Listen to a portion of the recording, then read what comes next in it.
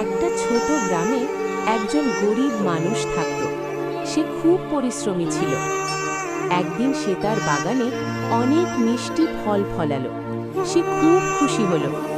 কিন্তু এক রাতে কিছু লোভী বানর এসে সব ফল চুরি করতে লাগলো আর গাছ ভেঙে ফেলল। সব দেখে লোকটা দুঃখ পেল। সে একটা বুদ্ধি করল আর একটা ছোট ফাঁদ বানালো। পরদিন বানররা আবার এলো। ফল দেখে লোভে পড়ে ফাঁদে আটকে গেল। বানররা কাঁদতে লাগলো আর ক্ষমা চাইল।